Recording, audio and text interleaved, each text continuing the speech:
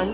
So today's video হচ্ছে আজকে যে ভিডিওটা আসছে বা আজকে যে ভিডিওটা হচ্ছে কন্টেন্টটা নিয়ে আমি আজকে ভিডিও করছি সেটা হচ্ছে আইবিএস। আমার একজন পেশেন্টের রিভিউ দেবো, যে পেশেন্ট নিজে তো আপনাদের রিভিউটা দেবে যে আইবিএসে থাকাকালীন আমরা কিভাবে ডায়েট মেনটেন করে আমরা ওয়েট লস করতে পারি আইবিএস থাকাকালীন, এবং অন্যান্য মেডিকেল কমপ্লিকেশনস থাকা উচিত কোনো রকম সাপ্লিমেন্ট ছাড়া আমরা কীভাবে ওয়েট লস করতে পারি তার একটা ছোট্ট রিভিউ দেবে আমার এই পেশেন্ট।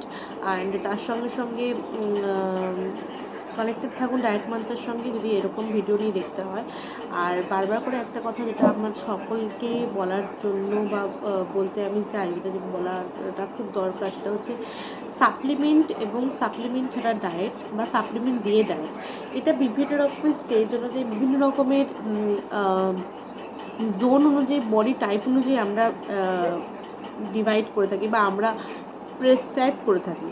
তো প্রেসক্রিপশন আপনাদের বডি টাইপ এবং বডির কমপ্লিকেশনসগুলোর ওপর ডিটেক্ট করেই আমরা কিন্তু ডায়েট প্রেসক্রিপশনস করে থাকি। তার সঙ্গে এমন না যে সাপ্লিমেন্ট দিতেই হবে, বা অন্যান্য অনেক পেশেন্ট যারা বলে ম্যাডাম আপনি সাপ্লিমেন্ট দিলেন না কেন। Supplement is not all the things. Supplement হচ্ছে একটা ওয়ে। ধরুন আপনার ব্রেকফাস্ট করার মতো টাইম নেই, তো আপনি সেই ক্ষেত্রে আপনি ব্রেকফাস্টের যে ক্যালোরিটা আপনি নিতে চাচ্ছেন সেম ক্যালোরি কাউন্ট বা সেম ক্যালোরি আমরা সাপ্লিমেন্টের মাধ্যমে প্রোভাইড করি। ওয়ারাস আপনার প্রোটিন, কার্বোহাইড্রেট, ফ্যাট এই তিনটে এবং আদার ভাইটামিন মিনারেলসের এই রেশিওসগুলো যেন বডির মধ্যে ঠিকঠাক মতো ক্যাপাবেল থাকে বা ঠিকঠাক মতো হয়।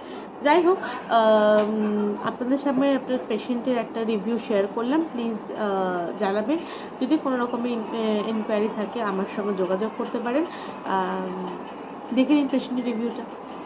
সো হ্যালো পম্পা, আমার অনেক পুরনো পেশেন্ট এবং মানে ফ্রেন্ডের মতোই এখন হয়ে গেছে। পেশেন্ট বলাটা ভুল হয়ে যাবে, একটা ফ্রেন্ডলি সম্পর্ক হয়ে গেছে। তো ওর ওয়েট লস মানে ও অনেকটা ওয়েট লস করেছিল। তুমি মনে হয় 2 বছর আগে মনে হয় অনেকটা 2024-এ এসেছিলাম প্রথম, 24 না সরি 23-এ এসেছিল, রাইট? 23-এ আমি প্রথম এসেছিলাম। যখন এসেছিলাম তখন আমার প্রথম ওজন ছিল 85, রাইট। এবং আমি তার আগে বহু চেষ্টা করেছি ওজন কমানোর, হয়নি। এবং আমি প্রগতির কাছে আসার পর 23-এর পর আমি এসেছিলাম, মনে আছে আমি জুলাই এরকম সময় এসেছিলাম, আগস্ট সেপ্টেম্বর অক্টোবর 3 মাসে তখন আমার 15 কেজি ওজন কমে আমি 70-এ নামি। তো ও আমাকে টার্গেট দিয়েছিল যে আরো মিনিমাম 7-8 কেজি কমাতে, যাতে 62-63 হয়। তো তারপরে পুজো চলে আসে, পুজো আসার পর সেটাকে আমার ডিসকন্টিনিউ হয়ে যায়। ও রিল্যাক্সেশন দিয়েছিল এবং আমার বলেছিল যে তুমি এটাকে মেনটেন করো, বাট আমি পারিনি। কালী পুজোর পর আমি কামব্যাক করেছিলাম, কিন্তু সেই কামব্যাক করার পরেও ওয়েটটা আরো 2 কেজি কমলো। তারপরে 24-এর পর থেকে আবার সেটা ইরেগুলার হয়ে যায়, ওই মোটামুটিভাবে 70-71। ওর কাছে আমি একটা জিনিস দেখলাম, যেটা একটা সার্টেন এজে আনার পর নর্মাল লাইফ লিড করলে ওজনটা স্টেবল থাকে একদম। এবং তার সঙ্গে সরি ইন্টারাপ্ট করলাম, তার সঙ্গে তোমাকে সেই ডায়েটগুলো মেনটেন করতে হবে এবং বেসিক ডায়েট দেয়, dos and not to dos এবং অ্যাভয়েডেড ফুড যেরকম বলবো সেগুলোকে মেনটেন করতে হবে। একদম, মানে আমি 100% এগ্রি যে ও আমাকে লাস্টে যখন আমাকে ওই মেনটেনেন্স ডায়েট দিয়েছিল, সেটা মেনটেন করার পরে মোটামুটি ভাবে আমার ওই 6-7 মাস মতন ওজন ওই 72, 71, 69 এর মধ্যেই ঘোরাঘুরি করতো। বাট ওই যে আমারই দোষ, ওর কোনো জিভের ওপর কোনো কন্ট্রোল নেই। এবং তারপর থেকে নিজেও ভীষণ রকমভাবে, তারপরে যেটা হলো আমার কিছু মেডিকেল কমপ্লিকেশন দেখা দিল বয়সটাও ইনক্রিজ করার ফলে। তো সেই জন্য আমি 24-এর পর থেকে আবার ওয়েট গেইন করতে শুরু করলাম, এবং সেটা চলে গেল সেটা আনকন্ট্রোল ডায়েটের জন্য। একদম এই নয় যে আমি, এবং 24-এর পর থেকে ওর সাথে আমার কন্ট্যাক্ট পুরো বন্ধ হয়ে যায়, এবং আমি 24-এর শেষের দিকে গিয়ে আমি শুরু পর্যন্ত সেই ওয়েট বাড়তে বাড়তে বাড়তে গিয়ে আমি আবার 80-তে যাই। কিছু মেডিকেল কমপ্লিকেশনস তোমার আছে? কমপ্লিকেশন আছে আমার। সেই মেডিকেল কমপ্লিকেশনের পর আবার ডক্টর দেখানোর পরে তিনি ওর কথা বললাম, উনি একজন ডায়েটিশিয়ানের কথা বলেছিলেন। তো আমি বললাম যে আমার বাড়ির কাছে প্রগতি আছে এরকম। তখন উনি মানে নারায়ণ ব্যানার্জিকে দেখানোর পর উনি ভীষণই ওয়েল মানে অ্যাকসেপ্ট করেন যে হ্যাঁ ঠিক আছে তুমি ওনার কাছে যেতে পারো। তো আমি আবার স্যারকে দেখাই 24শে এপ্রিল, এবং 29শে এপ্রিল থেকে আমি প্রগতির কাছে যখন আসি, অ্যাকর্ডিং টু প্রেসক্রিপশন আমার ওয়েট ছিল তখন 80। রাইট। তো আজকে হচ্ছে এপ্রিলের, আমি যদি ধরি এপ্রিলের এন্ড 29 মিনস তো একদম এন্ড, মানে মে, জুন, জুলাই অ্যান্ড আগস্ট, মানে আমি এখন 3.5 মাস হলো। তো 3.5 মাসে আজকে আমার ওয়েট হচ্ছে 71।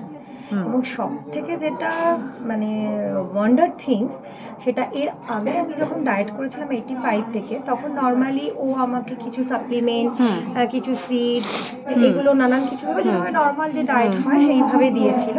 তাতে আমার 3 মাসে 15 কেজি ওজন কমে গেছিল একদম পুরো। ও আমাকে ওয়েটটি তো পুরো সপ্তাহে বলে বলে দিত, আর একদম পুরো সেই মানে একটা কথা আছে না যে মানে বলে বলে গোল করার মতো, একদম মানে আমি 100% এগ্রি যে ও পুরো আমাকে যে মানে কত কেজি ওয়েট কমবে, কখন কতটা ইঞ্চেস লস হবে, যেভাবে বলতো আমি একদম সেইভাবেই ফলো করতাম এবং আমি ভীষণ ভালো রেজাল্ট পেয়েছি।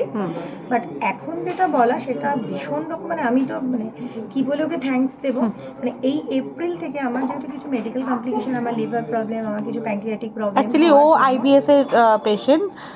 সো আইবিএস যখন হচ্ছে, আইবিএস এ আমি এক্সট্রা করে কোনো প্রোটিন সাপ্লিমেন্ট ফলো আপ দিতে পারবো না। তো আইবিএস এ যে সমস্যাটা হয়, মানে যে সমস্যাটা পম্পা ফেস করছিল এতদিন ধরে আইবিএস এ, যে আইবিএস যখন আমাদের হচ্ছে আমরা কিছু প্রোটিন সাপ্লিমেন্ট বন্ধ করি, এবং প্রোটিন সাপ্লিমেন্ট বন্ধ করার তার বেজের কারণ হচ্ছে যে আইবিএস অনেক সময় পেশেন্টের পম্পারই হয়েছে, পেশেন্টের প্রোটিন সাপ্লিমেন্ট দিলে পেশেন্টের আরও বেশি সমস্যা হয়।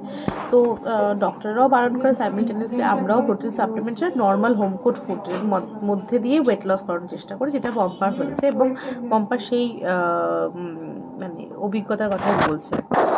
শুনে অবাক, ইভেন আজকেও হয়েছে যে তুমি এখন কি খাচ্ছ, আমি যখন বলি যে আমি 3 বেলা ভাত খাচ্ছি, মানে ফ্র্যাঙ্কলি আমার ডায়েট চার্ট দেখলে বুঝতে পারবেন, আমার সকালবেলা মর্নিংয়ে লাঞ্চে হচ্ছে মানে ব্রেকফাস্টে হচ্ছে ভাত মাছের ঝোল, লাঞ্চেও ভাত মাছের ঝোল, মানে মেইন যে খাবারটা, অ্যান্ড ডিনারেও তাই ভাত মাছের ঝোল। মানে আমি 3 বেলা ভাত খেয়ে এই 3 মাসে 9 কেজিস লস করেছি, এবং টোটালি বাড়ির খাবার, কোনো সাপ্লিমেন্ট না, কোনো মেডিসিন না, কোনো সেইভাবে কোনো সিডস না, কোনো কিচ্ছু না। আমার মোস্ট প্রবাবলি নরমাল ডায়েট, একদম নর্মাল ডায়েট, মানে সকালবেলা একটু জিরে ভেজানো জল, তারপরে গিয়ে ভাত খাই, আর ও প্রয়োজন মতনই মাঝে মাঝে, মানে আমার যে ডায়েটটা থাকে ওই 3 বেলা ভাতের মাঝখানে মাঝখানে ও প্রয়োজনীয় সাপ্লিমেন্ট হিসাবে কি দেয়, যখন খুব টিফিনে খিদে পাবে একটা ফ্রুটস দিল, কখনো হয়তো সেটা ডিপেন্ড করে, সেটা ওর অ্যাকর্ডিং টু হাইট ওয়েট অনুযায়ী, হ্যাঁ হাইট ও অনুযায়ী আমাকে বুঝে যেগুলো দেয় সেটা হচ্ছে কি এইরকমই, মানে হয় ফ্রুটস দিল কিছু, বিকালে একটু স্ন্যাক্স দিল কিছু, স্ন্যাক্স মানে ওই বিস্কিট, চা, মাখানা, এসব কিছু, বা কিন্তু এগুলো আবার কনস্ট্যান্ট না, এগুলো চেঞ্জ হতে থাকে, মানে ও আমাকে উইকলি মানে একদমই মোনোটোনাস নয় যে এটা খাচ্ছে মানে একদমই সেই মোনোটোনাস, এবং তার মধ্যে কিন্তু চিট ডায়েট হয় একদমই। মানে আমি এতদিনের মধ্যে মানে একদম কনফেস আমি ওর কাছে এসে পড়ে যাই যখন আমি চিট করি।